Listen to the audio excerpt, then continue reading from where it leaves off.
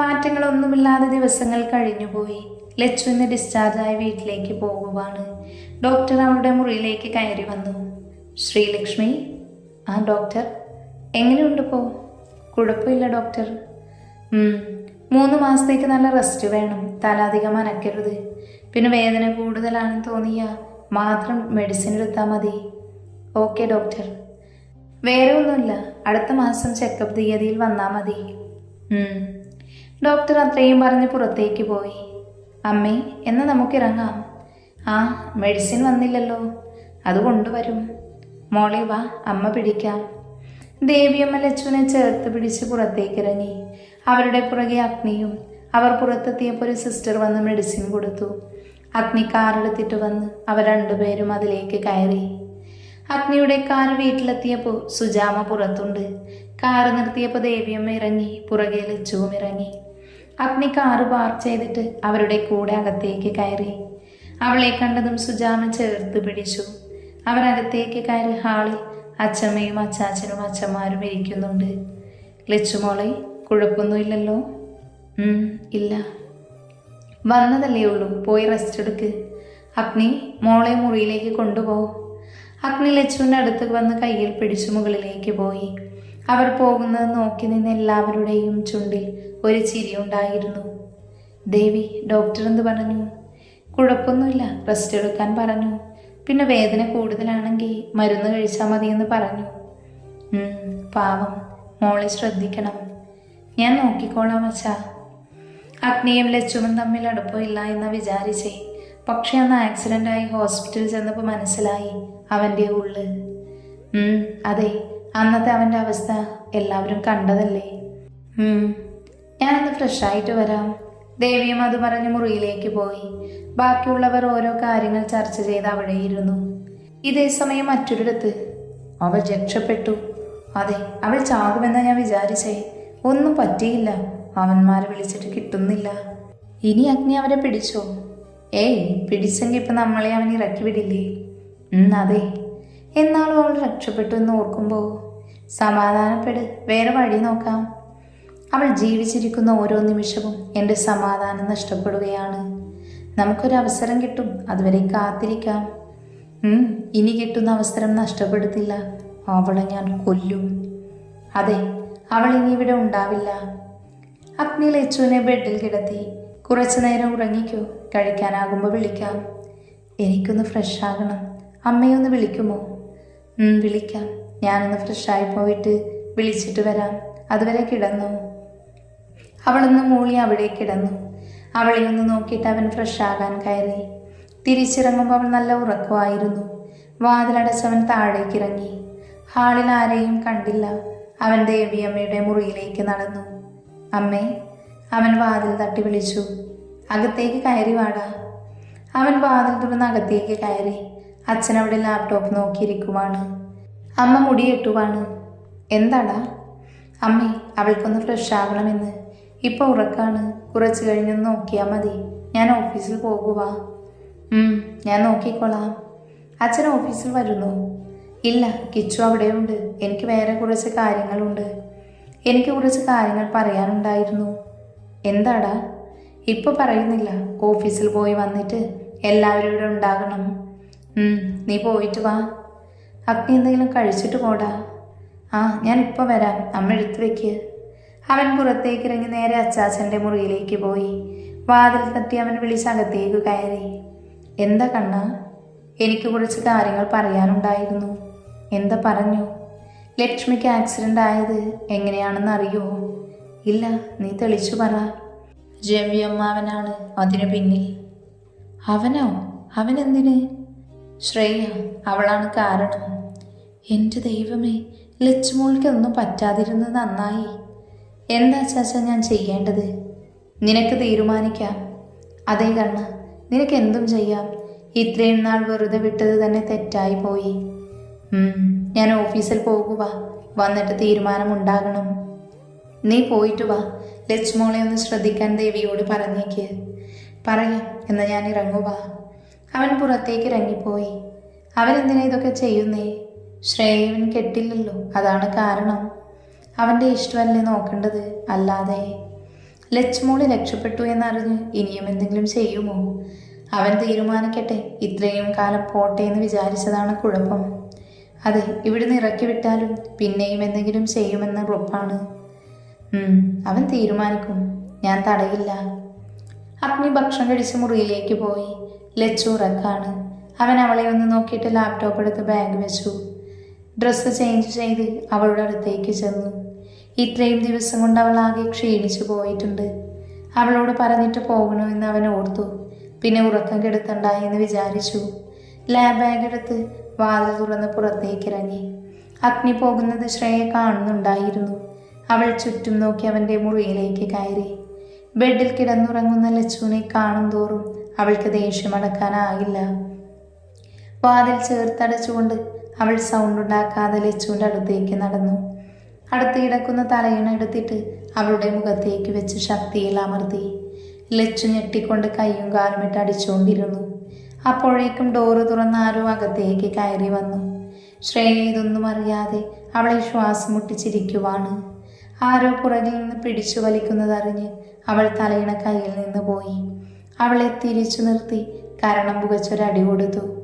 കിട്ടിയ അടിയുടെ വേദനയിൽ അവൾ കവളിൽ കൈവച്ച് മുഖം ഉയർത്തി നോക്കി. മുന്നിൽ ദേഷ്യത്തിൽ നിൽക്കുന്ന അഗ്നിയെ കണ്ടവൾ ഒന്ന് ഭയന്നു പോയി. അവൻ വേഗം ലച്ചുവിനെ നോക്കി ശ്വാസം എടുക്കാൻ ബുദ്ധിമുട്ടുന്ന അവളെ കണ്ട് അവൻ അടുത്തേക്ക് ചെന്നു. ലക്ഷ്മി, അവൻ അവളെ വിളിച്ചുകൊണ്ടിരുന്നു. കണ്ണുകളടച്ച് അവൾ ശ്വാസം കിട്ടാതെ പിടയുകയാണ്. അഗ്നി അവളെ കയ്യിൽ കോരിയെടുത്തുകൊണ്ട് പുറത്തേക്ക് പോയി. ശ്രേയ അവൻ പോകുന്നത് നോക്കിയിട്ട് വേഗം മുറിയിലേക്കും. അഗ്നി താഴേക്ക് വേഗം ഇറങ്ങി ഹാളിലെത്തിയതും അവൻ അലറി വിളിച്ചു, അമ്മേ. അഗ്നി അലറിയത് മുറിയിൽ നിന്ന് എല്ലാവരും പുറത്തേക്ക് വന്നു. അഗ്നിയുടെ കയ്യിൽ കിടക്കുന്ന ലച്ചുവിനെ കണ്ട് എല്ലാവരും പേടിച്ചുപോയി.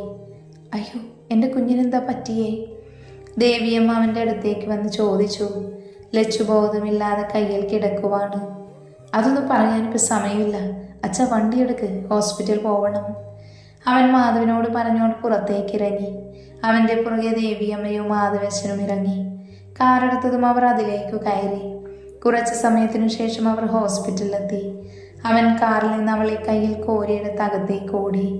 അവൻ അവളെ കൊണ്ടുവരുന്നത് കണ്ടതും ഡോക്ടർ അങ്ങോട്ട് വന്നു. സർ, ഡോക്ടർ വേഗം നോക്ക്. സാഗർ അകത്തേക്ക് കിടത്തു. അവൻ അവളെ കാഷ്വാലിറ്റി ബെഡിൽ കിടത്തി. ഡോക്ടർമാർ അവളെ ചെക്ക് ചെയ്തുകൊണ്ടിരുന്നു. അഗ്നി പുറത്തേക്ക് ഇറങ്ങി. അമ്മയും അച്ഛനും അവൻ്റെ അടുത്തേക്ക് വന്നു. അഗ്നി, എന്തുണ്ടായേ? അച്ഛ, ശ്രേയ അവളെ ശ്വാസം മുട്ടിച്ച് കൊല്ലാൻ നോക്കിയതാ. ദേവിയെ, എന്തായി കേൾക്കുന്നേ? ആക്സിഡൻറ്റിന് പിന്നിലും ഇവളാണ്. ഞാൻ പറയാമെന്ന് പറഞ്ഞത് ഇതായിരുന്നു. എൻ്റെ മോൾക്ക് എന്തെങ്കിലും സംഭവിച്ചാ? ഇല്ലമ്മേ, ഒന്നും ഉണ്ടാകില്ല.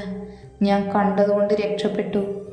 നീ പോകാൻ തുടങ്ങിയതല്ലേ, പിന്നെന്തിനാ മുറിയിലേക്ക് പോയേ? ഒരു ഫയൽ എടുക്കാൻ കിച്ചു വിളിച്ചു പറഞ്ഞു. അതെടുക്കാനായി മുറിയിലേക്ക് പോയതാ. നീ ചെന്നതുകൊണ്ട് കണ്ടു, ഇല്ലെങ്കിലോ? ഇവിടുന്ന് വീടെത്തട്ടെ, ബാക്കി അപ്പോൾ നോക്കാം. ദേവിയമ്മ പ്രാർത്ഥനയോടെ ഇരുന്നു. അവർക്കെല്ലാം വളരെയധികം വേദന തോന്നിയിരുന്നു. കുറച്ച് സമയം കടന്നുപോയി. അകത്തെന്തായി എന്നറിയാതെ അഗ്നിയും അച്ഛനും അമ്മയും ടെൻഷൻ അടിച്ചിരിക്കുവാണ്. ഡോക്ടർ പുറത്തേക്ക് ഇറങ്ങി വന്നു. ഡോക്ടർ, ലക്ഷ്മിക്ക്. സർ, ഇത് മർഡർ അറ്റംപ്റ്റ് ആണ്. പോലീസിനെ അറിയിക്കണം. അത് ഞാൻ നോക്കിക്കോളാം. ലക്ഷ്മിക്ക് എങ്ങനെയുണ്ട്? ഇപ്പം സെഡേഷനാണ്. പെട്ടെന്ന് കൊണ്ടുവന്നതുകൊണ്ട് രക്ഷിക്കാൻ പറ്റി. കുറച്ചുകൂടെ വൈകിയെങ്കിൽ മരണം ഉറപ്പായിരുന്നു. ഡോക്ടർ പറയുന്നത് കേട്ട് അവർ ഞെട്ടിപ്പോയി. ഒരു നിമിഷം അഗ്നി മുറിയിലെത്തിയില്ലെങ്കിൽ എന്നോർത്തതും അവർ ഭയന്നുപോയി. ഡോക്ടർ, അഡ്മിറ്റ് ചെയ്യണോ? വേണ്ട സർ, മയക്കം വിട്ടുകഴിഞ്ഞ് ഓക്കെ ആകും. അപ്പോൾ കൊണ്ടുപോകാം. പിന്നെ തല നല്ല ശക്തിയിൽ പിടിച്ചമർത്തിയത് കൊണ്ട് വേദനയുണ്ടാകും. അതുപോലെ സംസാരിക്കാൻ ചെറിയ ബുദ്ധിമുട്ടുണ്ടാകും. ലൈറ്റായിട്ടുള്ള ഭക്ഷണം കൊടുത്താൽ മതി. ഓക്കെ ഡോക്ടർ, ഞാൻ ക്യാബിനിൽ ഉണ്ടാകും. എന്തെങ്കിലും ഉണ്ടെങ്കിൽ വിളിച്ചാൽ മതി. ഡോക്ടർ അത്രയും പറഞ്ഞിട്ട് അവിടെ നിന്ന് പോയി. അഗ്നി, എന്താ നിന്റെ തീരുമാനം? അവൾ എഴുന്നേറ്റ് വരട്ടെ അച്ഛ, എന്നിട്ട് തീരുമാനിക്കാം. നിങ്ങൾ എന്ത് വേണമെങ്കിലും ചെയ്തോ, പക്ഷെ വീട്ടിലെത്തിയ അവർ അവിടെ ഉണ്ടാകാൻ പാടില്ല. അമ്മേ, അവരവിടെ നിർത്തുമെന്ന് അമ്മയ്ക്ക് തോന്നുന്നുണ്ടോ? വൈകിട്ട് ഞാൻ വന്നിട്ട് തീരുമാനം ഉണ്ടാക്കാമെന്ന് വിചാരിച്ചതാണ്. പക്ഷേ ഇനി അതില്ല. ഇന്ദ്ര, എന്താ അച്ഛാ? നീ അവരെ ഒന്ന് വിളിച്ചേ. മോൾക്ക് എന്താ പറ്റിയെന്നറിയാതെ ഒരു സമാധാനവും ഇല്ല. ഞാൻ വിളിക്കാം അച്ഛാ. ഇന്ദ്രൻ ഫോണെടുത്ത് മാധവിന് കോൾ ചെയ്തു. ഹലോ ചേട്ടാ, മോൾക്ക് എന്താ പറ്റിയേ? അവളോ? എന്നിട്ട് മോൾക്കിപ്പോൾ എങ്ങനെയുണ്ട്? ഇല്ല, ഇവിടുന്ന് പുറത്തു പോയിട്ടില്ല. ഞാൻ നോക്കിക്കോളാം, നിങ്ങൾ ഇന്ന് വരുമോ? ശരി ഏട്ടാ. ഇന്ദ്രൻ കോള് കട്ട് ചെയ്ത് അച്ഛനെ നോക്കി. എന്താ പറഞ്ഞേ? അതച്ഛാ, മോളെ ശ്രേയെ കൊല്ലാൻ നോക്കിയതാണെന്ന്. കൊല്ലാനോ? ദേവിയെ എന്തേ കേൾക്കുന്നേ? അമ്മേ, അവൾക്ക് അഗ്നി ലച്ചുവിനെ കിട്ടിയത് ഇഷ്ടമല്ല, അതിൻ്റെ പകയാണ്. എന്നിട്ട് മോൾക്ക് എന്താ? കുഴപ്പമില്ലെന്ന് ഡോക്ടർ പറഞ്ഞു. അവർ വരുന്നവരെ ശ്രേയയെ പുറത്തു പോകാൻ സമ്മതിക്കരുതെന്നാ പറഞ്ഞത്. അവൾ പോകില്ല. ഞാൻ ഇവിടുന്ന് എഴുന്നേറ്റ് പോകുന്നില്ല. ലച്ചുമോളെ കൊണ്ടുവരുന്നവരെ ഇവിടെ ഉണ്ടാകും. എന്നാലും ഒരാളെ കൊല്ലാനുള്ള ധൈര്യമെല്ലാം ഉണ്ടോ അവൾക്ക്? അത് നിനക്ക് അവളെ ഇതുവരെ അറിയാത്തത് കൊണ്ടാ സുജയ്. അതെ, ലച്ചുമോൾക്ക് ആക്സിഡന്റ് ഉണ്ടാക്കിയതും അവരാ. അതിനു പിന്നിലും അവളുണ്ടോ? അതെ, അവളെ ഓരോന്ന് പറഞ്ഞ് ഇളക്കി വിടുന്നത് ലളിതയും രവിയുമാ. അഗ്നിക്ക് അവൾ പെങ്ങളാണ് എന്ന് പറഞ്ഞത് ഇത്രയും വലിയ തെറ്റാണോ? പറഞ്ഞാൽ മനസ്സിലാകാത്ത ആളുകളോട് എന്ത് പറയാനാ? അതെ, എത്ര കിട്ടിയാലും പഠിക്കാത്ത ജന്മങ്ങൾ. ഇന്ന് ലച്ചു വരുമല്ലേ? അതെ, നിങ്ങൾ വരുന്നുണ്ടോ? ഉണ്ട്, വീട്ടിൽ പറഞ്ഞിട്ടാ വന്നേ. അപ്പോൾ അവളെ കണ്ടിട്ട് വീട്ടിലേക്ക് പോകാം. അവൾക്കിനി റെസ്റ്റ് അല്ലേ? അതെ, നോട്ടെല്ലാം അവൾക്ക് എഴുതി കൊടുക്കണം. ക്ലാസ് ഇല്ലാത്ത ദിവസം നോക്കി നീ അവൾക്ക് എഴുതി കൊടുക്ക്. അതെ, അതാവുമ്പോൾ അവൾക്ക് ജസ്റ്റ് വായിച്ചു നോക്കിയാൽ മതിയല്ലോ. ഇനി ക്ലാസ്സിൽ വന്ന് തുടങ്ങി കുറച്ച് കഴിഞ്ഞ് എക്സാം ആകും. അയ്യോ, എങ്ങനെയെങ്കിലും ഒരു വർഷം പോയാൽ മതി. നമ്മളിപ്പോൾ പഠിക്കുന്ന വലിയ കാര്യമായി പറയും, പക്ഷെ ജോലിക്ക് കയറുമ്പോൾ ഇതിലും കഷ്ടമായിരിക്കും. നമുക്ക് ഒരുമിച്ച് ട്രെയിനിങ്ങിന് പോകാം. അതാ നല്ലത്. നമുക്ക് അഗ്നിയേട്ടൻ്റെ അടുത്ത് പോയാലോ? നിങ്ങൾ പോയിക്കോ, ഞാനില്ല. അതെന്താ? പിന്നെ ഏട്ടന് ദേഷ്യം കൂടുതലാണ്. അതിൻ്റെ കൂടെ കമ്പനിയിൽ ചെന്നാൽ പിന്നെ പറയേ വേണ്ട.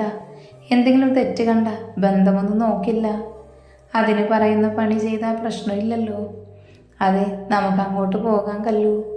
വേണോ? വേണം. ലച്ചു വരട്ടെ, എന്നിട്ട് നമുക്ക് തീരുമാനിക്കാം.